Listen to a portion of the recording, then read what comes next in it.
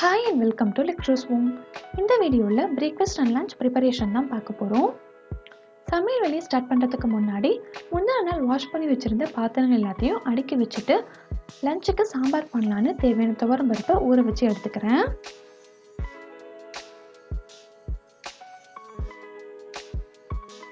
பிரேக்ஃபாஸ்ட்டுக்கு சப்பாத்தி பண்ணலான்னு 2 கப் போல கோதுமை மாவுல கொஞ்சமா உப்பு தேவையான தண்ணி சேர்த்து மாவை நல்லா பிசைச்சு எடுத்துக்கிறேன்.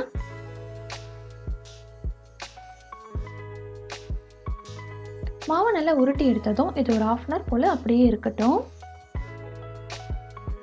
நேற்று மார்க்கெட் போகும்போது மஷ்ரூம்ஸ் வாங்கிட்டு வந்திருந்தேன். நல்லா ஃப்ரெஷ்ஷாக கிடச்சிது. இன்னைக்கு சப்பாத்திக்கு மஷ்ரூம் கிரேவி தான் ரெடி பண்ண போகிறேன். மஷ்ரூம் கிரேவிக்கு தேவையான வெங்காயம் தக்காளி எல்லாத்தையும் ஒரு ரஃபாக சாப் பண்ணி எடுத்துக்கிறேன். இந்த கிரேவிக்கு வெங்காயம் தக்காளியை வதக்கி அரைக்க போகிறோம், அதனால எல்லாத்தையும் ரஃபாகவே சாப் பண்ணி எடுத்துருக்கேன்.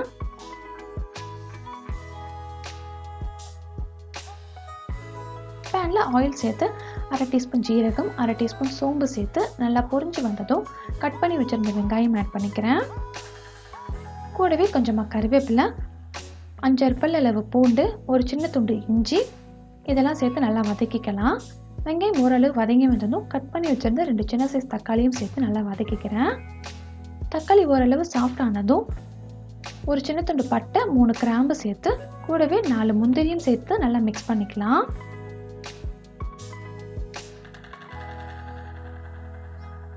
அடுத்து இதில் 1/2 டீஸ்பூன் மஞ்சள் தூள், 1 ஸ்பூன் குழம்பு மிளகாய் தூள், இந்த ரெசிபிக்கு தேவையான உப்பு, 1/2 டீஸ்பூன் சிக்கன் மசாலா சேர்த்து இதை நல்லா மிக்ஸ் பண்ணிக்கிறேன். மசாலா கருகாமல் இருக்கிறதுக்கு கொஞ்சமாக தண்ணி சேர்த்து இதை நல்லா மிக்ஸ் பண்ணிக்கிறேன். இதெல்லாம் ஒன்று சேர நல்லா வதங்கி வந்த பிறகு இதை வேற ஒரு பிளேட்டுக்கு மாற்றிட்டு இதை நல்லா ஆறுனதும் அரைச்சி எடுத்துக்கலாம்.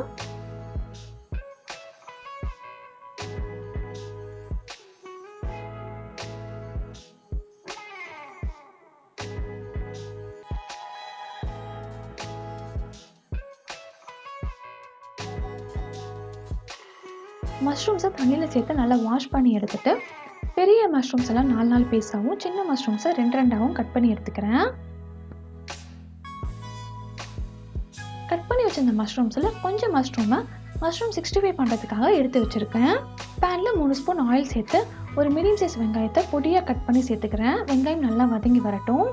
வெங்காயம் வதங்கிட்டு இருக்க டைமில் மஷ்ரூம் 65க்கு தேவையான மசாலா ஆட் பண்ணிக்கலாம்.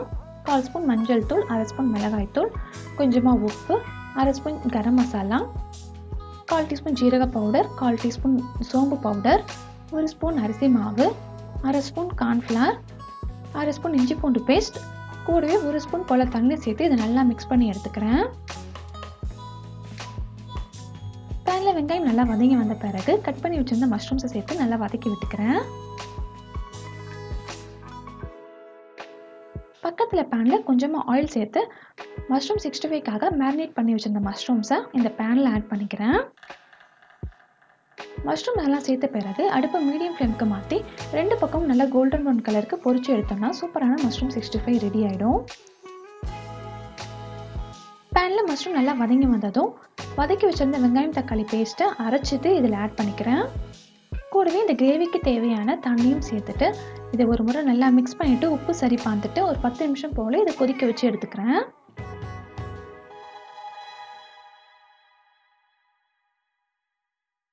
சாம்பாருக்கு தேவையான காயை வேக போட்டு எடுத்துட்டு பருப்பையும் ஆட் பண்ணிக்கிட்டேன். சாம்பாரும் ஒரு பக்கம் ரெடி பண்ணியாச்சு. இங்கே பாருங்கள் மஷ்ரூம் 2 பக்கமும் நல்லா பொரிஞ்சு வந்துருச்சு. இப்போ இதை வேற ஒரு பவுலுக்கு ட்ரான்ஸ்ஃபர் பண்ணிக்கிறேன். இந்த மஷ்ரூம் 65 பார்த்தீங்கன்னா ரொம்ப டேஸ்ட்டாக இருக்கும். கண்டிப்பாக ட்ரை பண்ணி பாருங்கள்.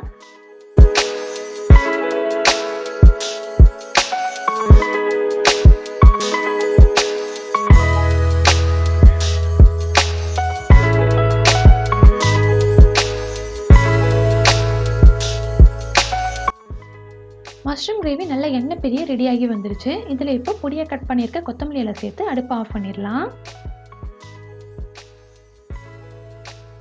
அடுத்து சப்பாத்தியும் தேய்ச்சி எடுத்துக்கிறேன். ஒரு டைம் 3-4 சப்பாத்தியை தேய்ச்சி எடுத்துட்டோம்னா போட்டு எடுக்க ஈஸியாக இருக்கும்.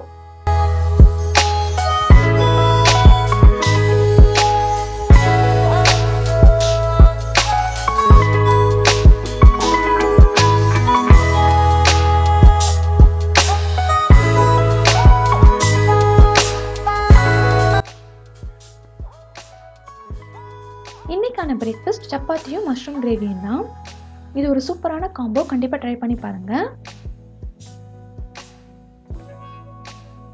பிரேக்ஃபாஸ்ட் முடித்த பிறகு கொஞ்சம் நேரம் ரெஸ்ட் எடுத்துகிட்டு லஞ்ச் வேலையை பார்க்க ஸ்டார்ட் பண்ணேன். மார்னிங்கே சாம்பார் ரெடி பண்ணியாச்சு. இப்போ சைட் டிஷ்ஷுக்கு கத்திரிக்காய் ஃப்ரை பண்ணலான்னு கத்திரிக்காவை 4 பீஸாக கட் பண்ணி எடுத்துருக்கேன்.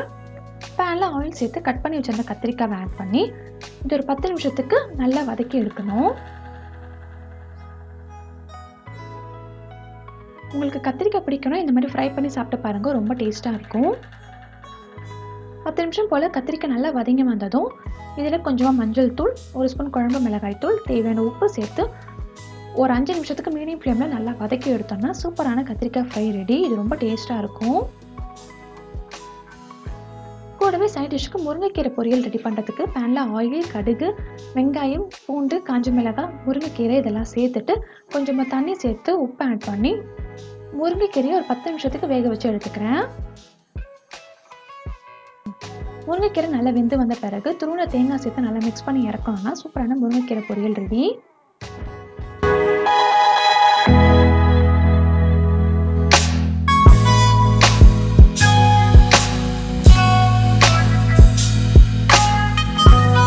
இன்னைக்கான லஞ்ச் ப்ரிப்பரேஷன் முடிச்சாச்சு. கிச்சன் கவுண்டர் டாப்பையும் லைட்டாக தொடச்சி எடுத்துக்கிட்டேன்.